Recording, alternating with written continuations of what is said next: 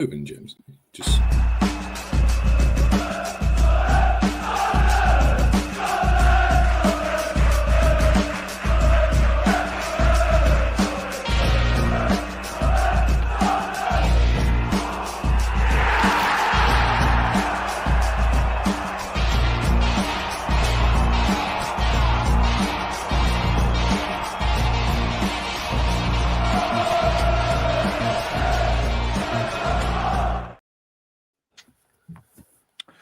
Hello and welcome. This is a special episode of the Raw podcast recorded to pay tribute to one of the club's most iconic and much-loved figures, Gary Rowell.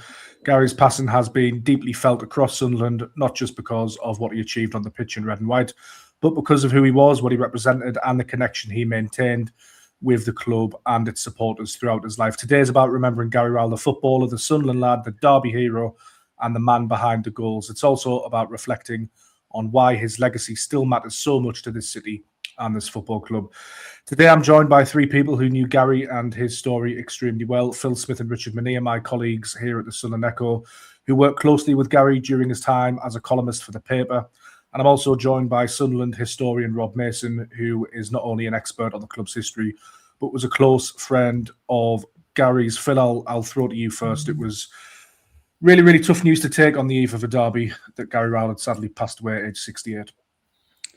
Yeah, a massive shock, I think, for everyone who knew and loved Gary. Gary had obviously been ill for a period of time, but yeah, it sort of, I guess, it put the game really into perspective in terms of finding out that news on the eve of it and sort of, football's, I guess, relative importance in life, because, Gary meant so much to everyone who knew and loved him. But at the same time, you know how much the game would have meant to Gary itself as well, and you were going into it so hoping that Sunderland would put in a performance that would do him proud. And of course, I think the players, Gary would have absolutely loved watching that performance in terms of the intensity and how much they put into it to kind of represent the badge. And I think it's worth saying as well what an amazing job everyone in the club who was involved with the tributes at short notice did. I thought the playing of Yellow Submarine before the teams came out, the little advertising hoardings with number 1 Gary Rowell, number 2 Gary Rowell. It was a desperately sad weekend. Still kind of really in shock, to be honest, in terms of finding out the news. But it was a beautiful way to pay tribute to a really, really special man on Sunday. Rob, Sunderland legends passed down through the generations, and everybody knows the name Gary Rowell, like everybody knows the name Charlie Hurley. That will endear through the next set of Sunderland supporters to come through and their sons and daughters. But talk to us about the legacy of Gary Rowell at Sunderland and what he achieved and what he meant to the football club and its supporters. Well, as I think is well known, along with Kevin Phillips and Len Shackleton, one of only 3 people to score 100 goals for Sunderland since the war.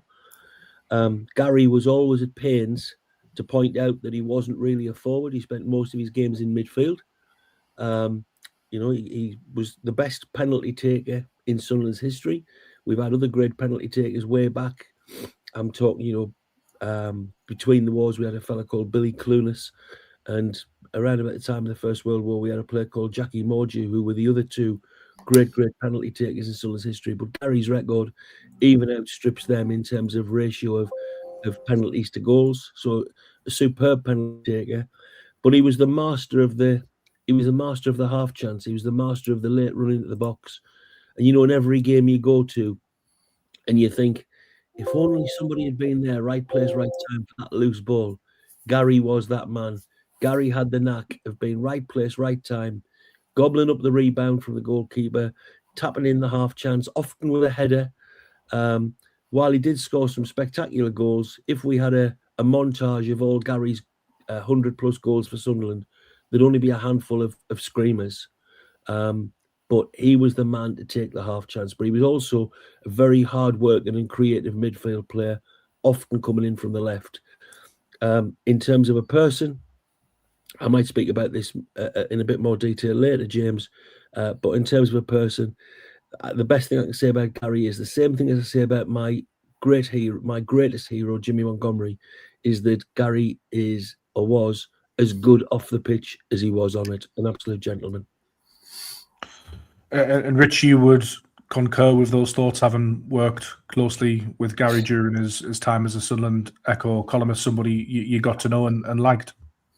Yeah, 100%. I know Phil did similar as well. I think most Sunderland writers would have spoken to Gary for his Monday morning column at some point. And yeah, obviously, the football side of things probably speaks for itself. But just as a person, as a man, Gary was an absolute diamond, an absolute gem.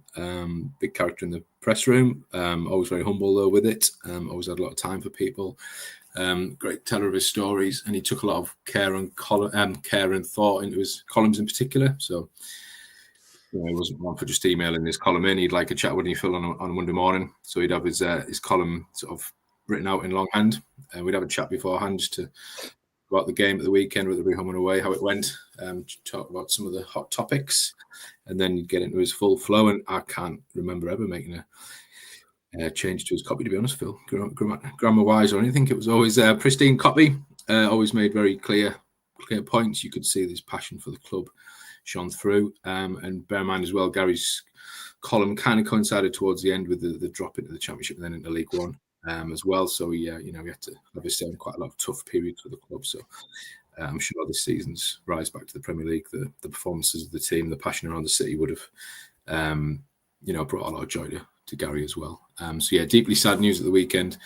Huge shock to a lot of people.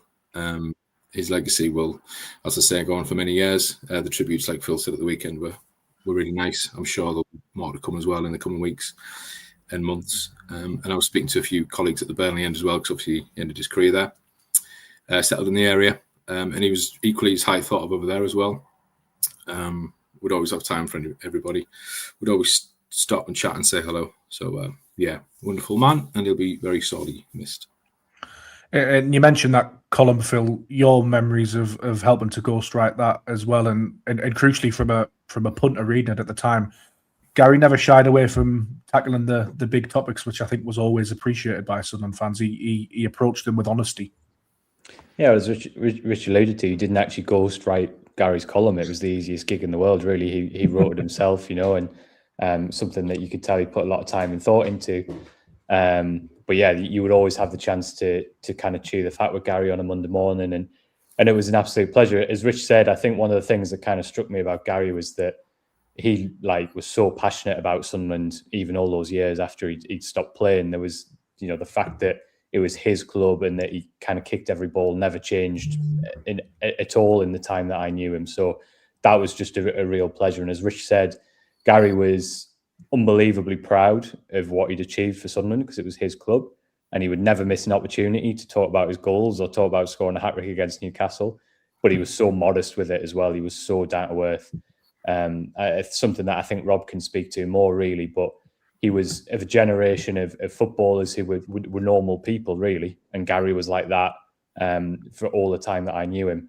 He was exceptionally proud of what he'd done, loved to talk about it, but so down to earth. It was just like chatting to any Sunderland fan down the pub. It genuinely was.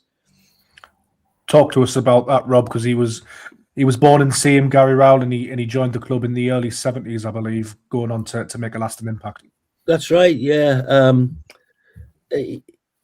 As Phil says, he was unbelievably proud of what he'd done. I spoke to Simon Crabtree, who, of course, was the commentator in Gary's later career as a summariser. And Simon made the point. He said, look, he says, Gary lived the dream. He played for and scored 100+ goals for the team that he absolutely adored.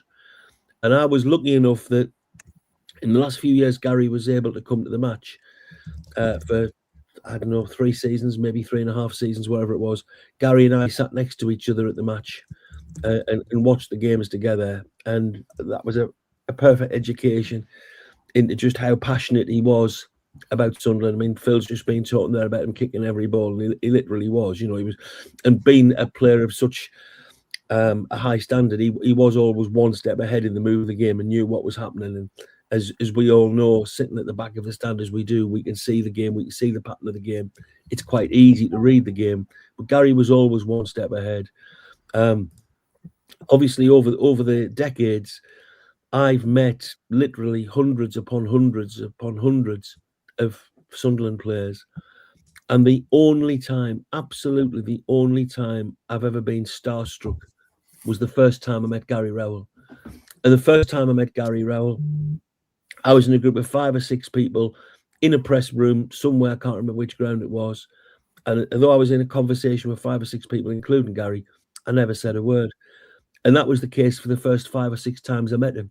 One of which was also in a car journey where we were dropping Gary and a couple of other people off at the railway station nearest to whichever ground we'd been playing at. And it took me about 6 times of meeting him to actually start to feel I could start talking to Gary Rowell. And once I did, I realised how foolish I'd been, because, as has already been mentioned, he was such a down-to-earth, such a friendly bloke, that we did become really, really, really close friends, spoke to each other regularly.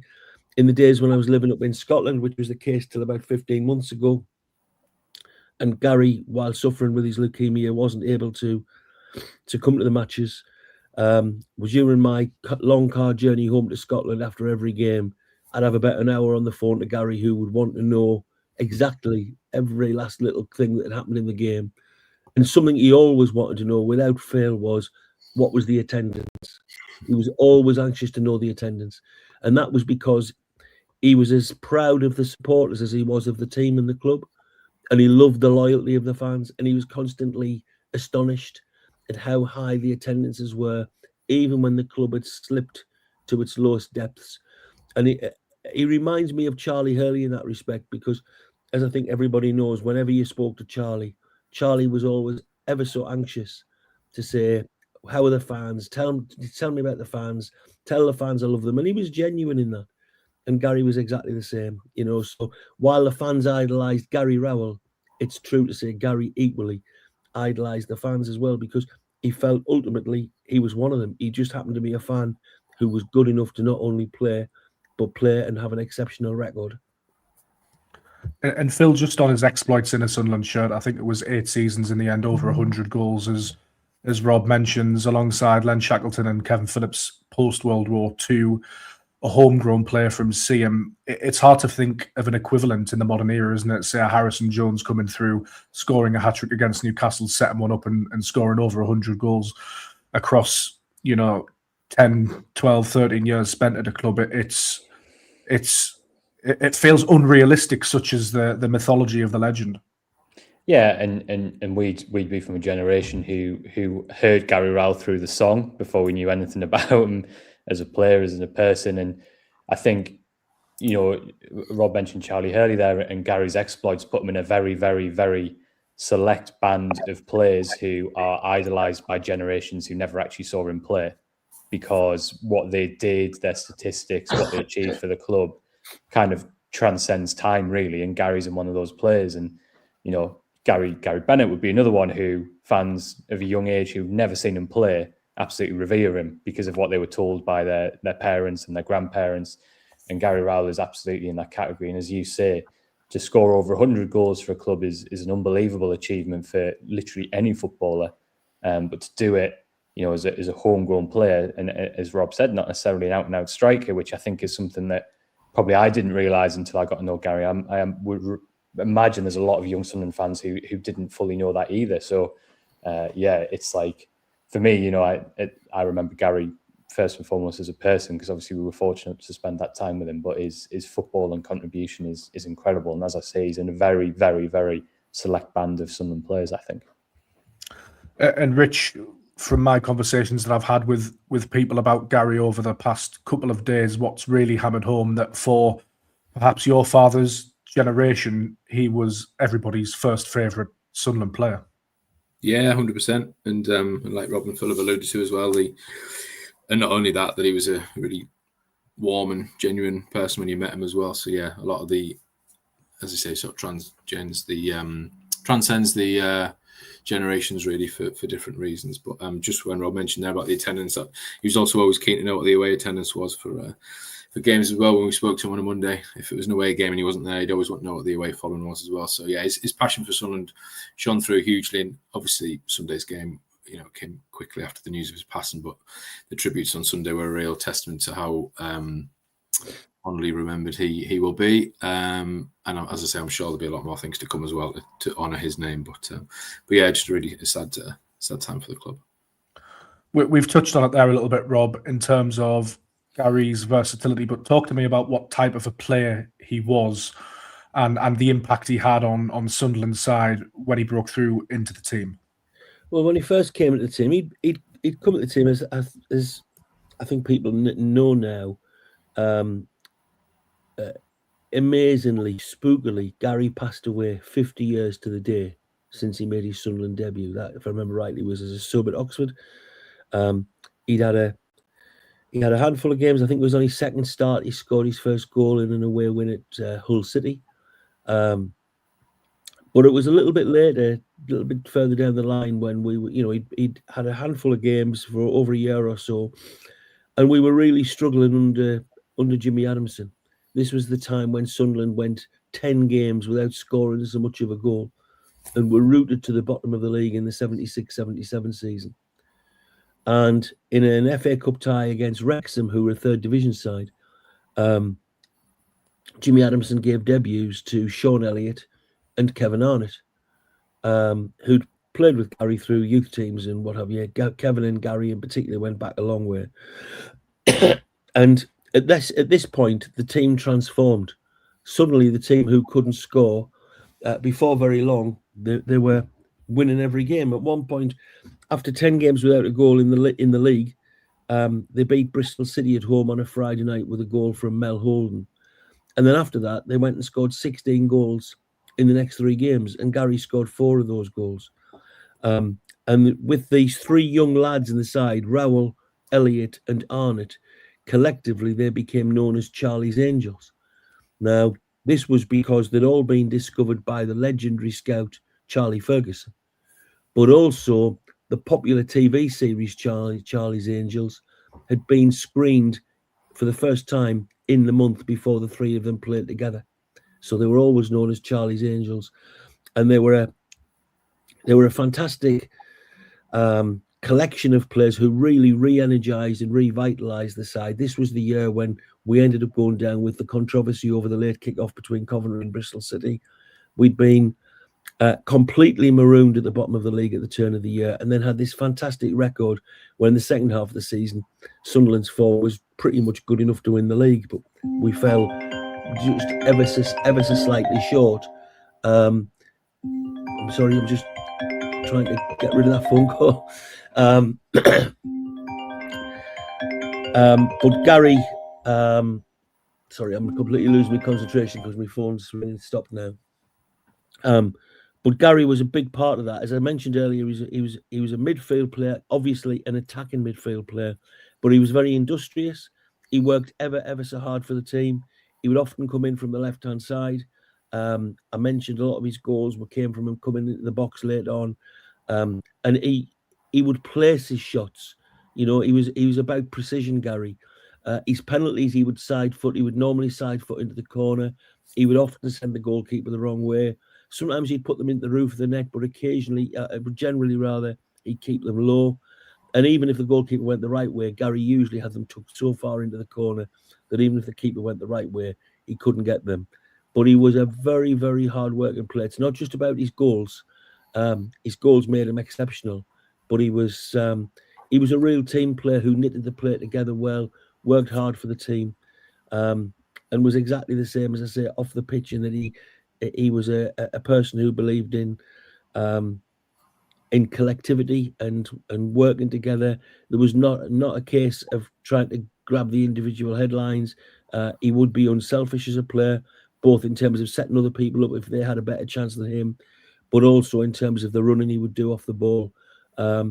That's why he has that legendary status. I mean, as you've made the point, and Phil's made the point, he's a hero to people who never saw him play. And I think that's largely because they recognise the number of goals he scored. He's clearly the last man to score a hat-trick for Sunderland against Newcastle. But over and above that, if you're old enough to have actually seen him play, on top of the bare statistics of the goals to games record, it's what he did for the team as a really, really good footballer and a stylish footballer as well. If I could just come in there, James, if any, like people of my generation or younger who don't know, didn't get to see Gary play, if you watch the highlights, which are quite easy to find, of that 4-1 game against Newcastle, I think like they sum up Gary so clearly as a player. There's a brilliant like first time finish. His penalty in a derby is unbelievable. Goalkeeper doesn't move. Gary nerveless finds the bottom corner, and arguably the best one is actually his assist, where he beats the player out on the right wing and just sticks this like inch perfect back cross, and it's about a yard header at the back post. I think, yeah, if anyone wasn't able to see Gary play and wants to know more about him, just go and find that clip, because I think that sums everything that Rob's just said. It's kind of all there in this 2-minute clip. I mean, it is a genuinely iconic Sunderland performance. It does not get any better for a Sunderland fan. Yeah, absolutely. And in that, I spoke to Gary about that. In fact, a book I did 15, 16 years ago called Match of My Life, where I interviewed 12 really, really famous Sunderland players about the greatest game they ever played. Obviously, Gary was talking about that 79 game against Newcastle. And he said, with about sort of 15 minutes or so to go when they were 4-1 up, he said, we had a stoppage and it was a free kick. And he said, me and Kevin Arnott and one or two other players had a little conversation about, I'll try not to swear here because I'm going to quote him. And he said, where they had a discussion as to whether they should just try and run up the score or just take you can apply the next word yourself. And they decided to do the latter and just toy with them, because he said we were in so much control that it was just wonderful. And of course, I say, of course, people might not know this, but Kevin Arnott was a lifelong Newcastle fan. He'd gone to school in Sunderland at St Aidan's and come through the youth team at Sunderland, but Kevin was a Newcastle fan. But Kevin and Gary had this wonderful understanding, a telepathic understanding on the pitch. Kevin Arnott, who was a wonderful player, set up so many of Gary's goals, because it was one of those relationships where Gary would just make a run, Kevin would find him. I think it's the second goal in the hat-trick, which is Gary gets in from a pass that slipped through from Kevin Arnott. But they had it was a little bit like Gates and Gabbiadini, if you like, or Phillips and Quinn. Although they weren't a front two, Kevin was a creative midfield player and Gary an attacking midfield player, as opposed to a front two partnership. But they still had that kind of telepathic, lifelong, intuitive connection with each other.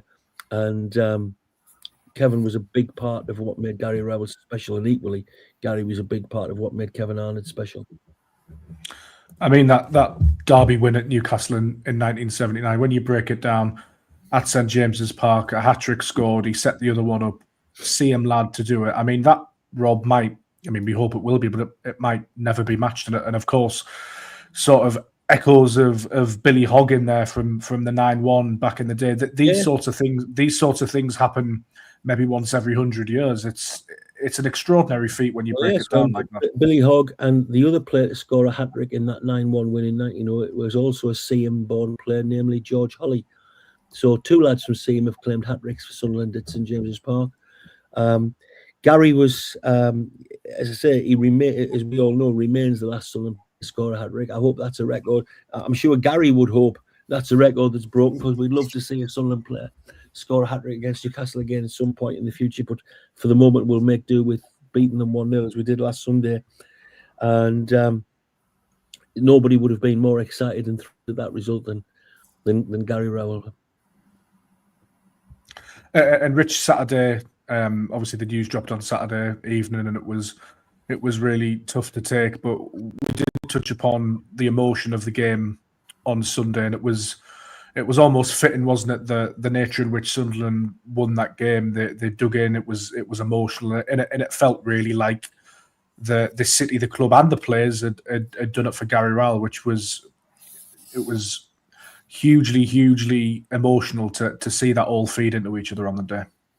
Yeah, it was, and obviously the news. Those that didn't know that Gary wasn't too well at all, obviously towards the end, and that would have come as a big shock. So the outpouring of emotion and the sheer level of tributes as well is just testament to Gary as a man. And it was just a word for the Newcastle fans as well. I know these things often, there's a lot of things that are bigger than football, but you do see on occasions in the past things can be spoiled. So it was nice to see Gary get the reception that he deserved on Sunday, with both sets of supporters joining in that as well. And as I say, I'm sure there'll be a lot more things to come as well over the weeks and months. But yeah, that was it was a very emotional and fitting Sunday. That's a very good point, Richard, and I would completely endorse that. Credit to the Newcastle supporters. Credit to the Newcastle United Football Club, who also put out some good tributes to Gary Rowell, and that was a touch of class, which is recognised. Well done to them, and so it should be in the same way that if a legendary Newcastle player had passed away, likewise from Sunderland, we need to acknowledge that and acknowledge their role in football. So that was again a testament of how highly Gary Rowell was thought of. And Phil, I felt like Gary Rowell had a hand in winning that derby on Sunday for Sunderland with 10 minutes to go. Sunderland perhaps under the pump, slightly 1-0 up. The chant of Gary Rowell rang around the Stadium of Light to the famous Beatles song, and I felt that lifted the place. And at that point, I thought in my head, there's no way we can lose this today, and so it turned out to be. I think Gary would have absolutely loved the Sunderland team. Obviously Rob mentioned there in terms of having the pleasure of sitting next to Gary. And look, he loved good footballers. Gary, when I obviously started the job, it was during the season that we got relegated, and I cannot tell you how much Gary used to mention how devastated he was that Sunderland never signed Yen Villa. Like, he loved a good footballer. I don't think he ever forgave Sunderland for not signing Villa. And I must have written that column about 6 times over the next 6 months. But what Gary also, as we all do, from those of us kind of from this area, he loved players who understood what the badge meant. He liked good footballers, but he liked footballers who ran and footballers who put their bodies on the line. And so I think, he would have absolutely loved that performance, and he would, and I'm sure he was incredibly proud of what this team was doing, sort of, in the final months of his life. And he would have loved that performance. He would have loved that last 10 minutes, and he would have absolutely loved the celebrations at the final whistle as well. I've got absolutely no doubt about that. And to circle back to his playing career, Rob, he was that highly rated on Wearside that there was a bit of a clamour for him to be included in the England squad. I've read over my research the past couple of days. Yeah, well, it was. I mean, he got into the England under-21s. He went away with England under-21s with Sean Elliott. They were both in the squad at the same time together. He only got the one cap, which was, not fitting to what he was contributing as a footballer at the time. Sometimes you get players who you think should be captain aren't. I mean, take somebody who played around about the same time as Gary and Pop Robertson. Pop Robertson, never capped by England, one of the finest players never to be capped by England. The year Sunderland won the FA Cup in 1973, Pop, who was with West Ham at the time, was the top scorer in what is now the Premier League with 28 goals, still didn't get a look in, which is ridiculous. And Gary Rowell was exactly the same, in that he certainly should have had more international recognition than he actually got, and would have been deserving it. I mentioned earlier in passing that he was a very stylish footballer. He was a high caliber footballer. Take away the goals, he was still a high caliber footballer.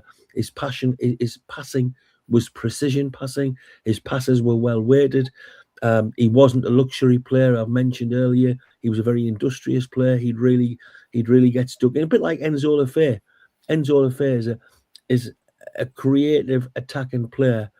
And as Phil wrote over the weekend, I think it was over the weekend, who would have thought that this player was somebody who was running so hard and working so hard for the team, having to show his industrious side more than his creative side in Sunday's match. Gary was the same. If things weren't going well for the team, or even if they were going well for the team, Gary would be putting in absolutely 100% for the shirt the whole time. So all round top class player, and certainly should have had more international recognition than that single England under-21 cap.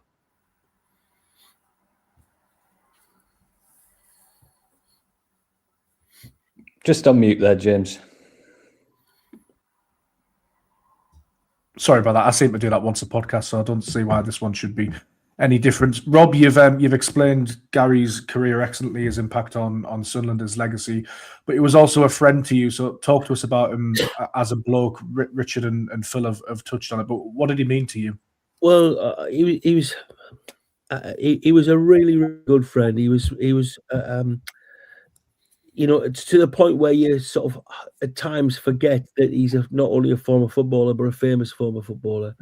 A couple of things that I should say is that a few years ago, I put him forward to be inducted into the Sunderland Football Club Hall of Fame. And he was very, very keen for his two sons, Chris and Peter, to come. And I arranged for his two sons, Chris and Peter, to come. And on the same night, we were inducting Kevin Phillips.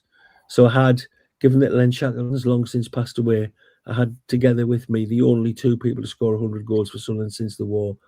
And Gary, as a fan, this is his fans head on, he was just so excited to be meeting Kevin Phillips. He was thrilled to bits to be meeting Super Kev. And Super Kev was really, really honoured as well to be introduced to, you know, the other man alive who'd scored the 100 goals for Sunderland. And Gary said to me on many occasions since that the night he was inducted at the Hall of Fame, he said, Rob, that was the best night of my life. He absolutely loved it. He loved the fact he was being honoured by the club and he was there with Super Kev. As you mentioned, when news came that he'd passed away, it came as a huge, huge shock because the vast majority of people didn't know Gary had been ill. In the last 2 or 3 years, whenever anybody would ask me, have you spoken to Gary Rowell recently? My stock answer is to just say, oh, yeah, and then quickly and surreptitiously move the conversation on to something else. So I wasn't telling anybody any lies. But Gary, I spoke to Gary at length on the phone over the last 2 or 3 years, probably about every 5 or 6 weeks for about an hour, and then texts in between. And he was very, very anxious that people didn't know that he was ill. He was very anxious that it was kept quiet.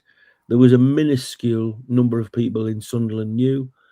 And the fact that that minuscule number of people in Sunderland who were aware that he was ill kept it quiet, didn't put out any stories, didn't gossip about it, out of respect for Gary, that was a testament to how well he was thought of. Because I kept saying to Gary, the moment this gets, somebody says something out of turn here and fans get wind of the fact that you're ill, it'll be all over social media, it'll be everywhere, you won't be able to escape it. And I thought that would happen at some point, but it never did. And as I say, that's a testament to how well Gary's thought of. And then on Saturday afternoon, I'd just come in, I'd been to a Wearside League game at Ryup, I hadn't even got my coat off. I walked through the door and I got a text message from Gary's son, Chris, saying, can I give you a ring? I thought, oh dear, this isn't good. Chris doesn't normally ring me. And while there was a tiny, tiny, tiny bit of me hoping it was going to be a last-minute request for the Derby game, I knew in my heart what it was. So I just texted back, just ring me anytime. And I still hadn't got my coat off and the phone rang. And Chris broke the news that Gary had passed away that afternoon. That even though I knew he'd been very ill, it still comes as a shock when it happens.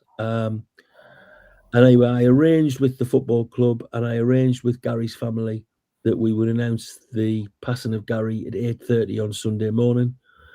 I rang a couple of his former teammates. I rang Simon Crabtree, his old commentary partner, ready to write the obituary for the club website. And I was just sitting down to actually write that when I got word that somebody somewhere had put it on social media and it was all over. So I had to very, very quickly get that obituary written and put up on the website. And of course, you know, my phone was going ballistic, more ballistic than it's ever gone on Saturday night, with people texting me to say, have you heard Gary Rowell's dead? Or have you heard this? Is it true? Is it just a rumor? And of course, sadly it was true. And as I say, it came as a monumental shock to people because Gary was no age, he was 68. And as far as most people knew, he was fine, didn't know he was ill. So it came as a bolt out of the blue. And on the eve of a derby match that was always going to be enormously emotionally charged, it just made it even more so. And thank goodness, I mean, you always want to win a derby match anyway, but thank goodness that we won it. I completely echo what Phil said earlier about the fact that the club did a really good job at getting things organised so quickly. Frankie Francis, who looks after the music at the stadium, rang me on the Saturday night to ask me for a few words for the PA script and said he was changing all of the music so it was suitably fitting and so on and so forth. And it just was. It was the. I desperately don't want to say this because I desperately wish Gary was still with us and going to be with us for a few more years and healthy enough to come back to the match, because he was always wanting to come back to the match, but he wasn't allowed to because his immunity system was shot. But we were always saying 3 or 4 months, if your consultant lets you go, we'll make arrangements for you to come to the match. I'll try and get you into a box where you can have a bit of space from everybody and so on. And sadly, that's never happened. But given that on the weekend Gary passed away, we won the game. We won the game against Newcastle. We won the game with a really determined performance. It was a fitting send-off for somebody who is rightly called a legend. And we all know the word legend is wildly overused in football, but Gary Rowell does deserve that description. Lovely words, Rob, and thank you for sharing. Rich, I would sort of mirror what Rob said in a sense there, that sort of Wearside stopped, didn't it, when that news was announced? Everybody had that bolt from the blue, that jolt. It was unbelievably sad news and unexpected because the illness wasn't widely known.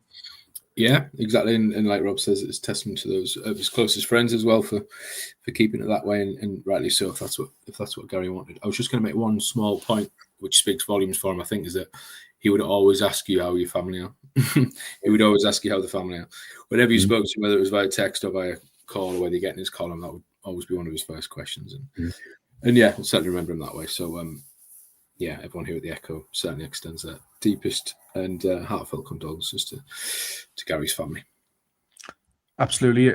And Phil, Gary Rowell is a legacy that will endure through the generations as well, and I'm sure it'll be marked further as time goes on. I think we can probably expect greater tributes at some point, probably from fans in the club. I know there's the Heaven branch as well, and that'll be small comfort to Gary's family. Of course, it will, who've lost such a great man. But it is slightly comforting that people remember him so fondly, I guess. Yeah, and I think that it's one of those where I think we'll probably all have a kind of I don't know, I guess a kind of second wave of sadness and sense of loss as well. Once it was such an emotional and draining weekend, I guess, and I know which songs will be sung most in the away end at Brighton on Saturday. I think there might be one or two about a Newcastle United striker heading into his own net, and I imagine there'll be an awful lot about Gary Rowell as well. And yeah, I think it's someone who I think it'll take a long time for everyone really to fully process the loss. But that you can't really sum up his legacy any more than the fact that that we all live in a Gary Rowell world. It'll be sung for years and years and years to come, and it'll be sung by people who never met him, who were never able to watch him play, because how good of a player he was, but also more importantly how good of a bloke he was, will sort of be passed down to the next generation of Sunderland fans as well. And there's not too many that you can say that about, but Gary was absolutely one of them. That's right. And talking about him being at Brighton's one of the clubs he played for towards the end of his career as well. So it may well be the people of Brighton might have something in store as we go down to the Amex Stadium at the weekend. And just quickly, Rob, is just to again circle back around to his playing career, but he did go on to play for other clubs. I understand he got quite a nasty injury.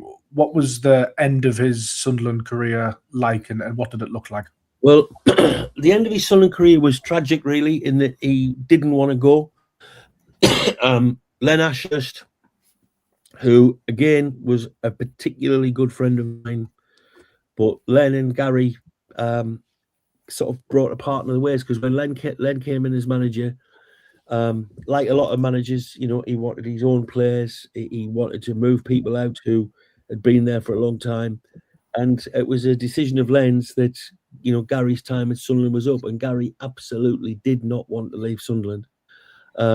He went off to Norwich City, got a very bad injury at Norwich City, hardly played very much for them. Had a message from my counterpart at Norwich the other night telling me, about his memories of Gary Rowell and seeing Gary Rowell score his only goal for the Canaries and so on. I think a lot of Sunderland supporters will remember this.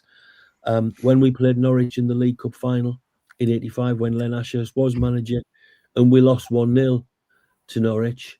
Gary was there as a Norwich player. He was injured. He was on crutches, but as the Norwich players did the lap of honour, Gary took the cup from his Norwich teammates and, propping himself up on his crutches, managed to hold up the trophy in the direction of the Sunderland fans.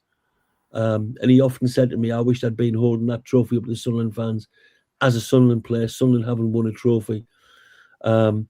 But then he went on and he played for a number of clubs. Generally, didn't play very many games for most of them. And certainly his football career was totally centred around Sunderland. While there's a fairly long list of clubs that he had little spells at towards the end of his time, very much Sunderland centred what he did in football. And I'm sure he wouldn't mind me saying that there weren't too many highlights in the career he had elsewhere after Sunderland. He became somebody who constantly moved from club to club looking for a regular berth. Final word from yourself, Rich, as we tail off the podcast. Just to Phil, yourself did a nice piece on Saturday. Phil did a lovely piece Sunday morning. Graham Anderson as well. I think it's probably important to say. Would have worked with would have done Gary's column as well. Yeah, alongside the likes of Chris Young as well, and many others, I'm sure. We were just chatting between ourselves and had a lot of fond memories of Gary, both from his playing career from some of the older ones, and just more as how he was as a man and the friend that we got to know. So terribly sad news, but we just wish the family well at this very difficult time. And Phil, your final thoughts, and Rob, feel free to come in after and give yours as well.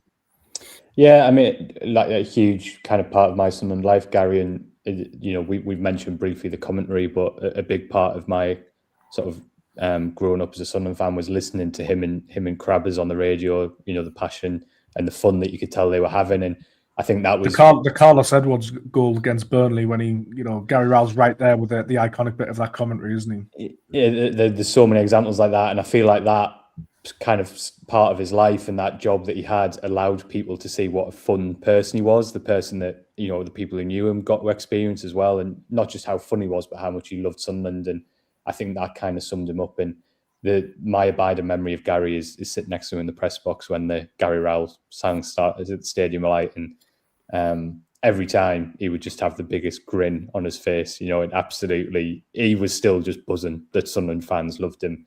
He loved Sunderland and Sunderland loved him back. So a huge loss, but I think as well what an absolutely incredible life he lived, and what a legacy he leaves, and that's something really, really special and unique.